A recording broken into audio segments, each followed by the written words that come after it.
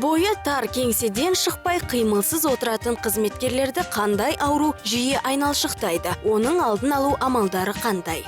Ел арасында жауырыным ауырады, желкем тартылады дейтіндер көп. Шынын айтқанда мұндай сырқаттар соңғы кездері жастарды да жаулай бастаған. Мұның барлығы кеңседе отырып, компьютер алдында тапжылмай, артық қимылсыз жұмыс істеуден пайда болады. Арқа аурулары адамды елеусіз басталады. Біртіндеп жауырынның ашуы үдеп, ол жүйкенің тартылуына, одан бастың қысып ауруына жол ашады. Мұндайда адамның сіркесі су көтермей, ашуланшақ болады. Өйткені арқа аурулары неврологиялық дертке жатады.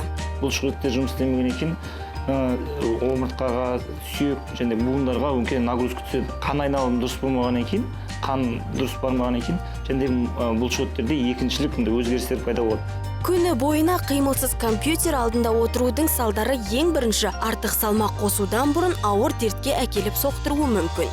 Сүйектерді, омыртқалардың дисктерін, буындағы қапшықтар, шемшектер, айтқан кезде тозақ дейміз ғой, дегенеративтік өзгерістерге ұшырайды. Соған байланысты адамдарда көптеген аурулар бар, буын артрит дейді, остеохондроз. Сондықтан компьютер алдынан тұрып кетуге уақыт тапшы болса, отырған күйде бірнеше керіліп, созылу, арқа керу арқылы кішігірім жаттығулар жасасаңыз болады.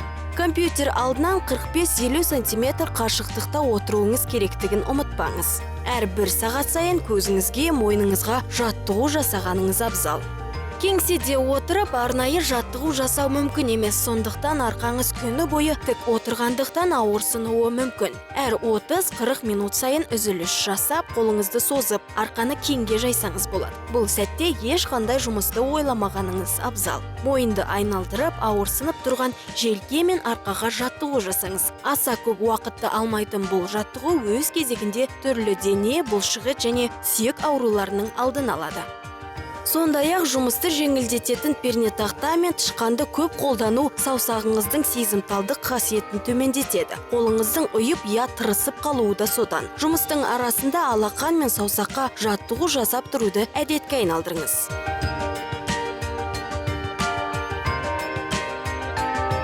Көтеріліп түскенде лифтті емес баспалдақты пайдаланғаныңыз да дұрыс. Бұл өз кезегінде артық салмақтан арылуға септігін тигізеді.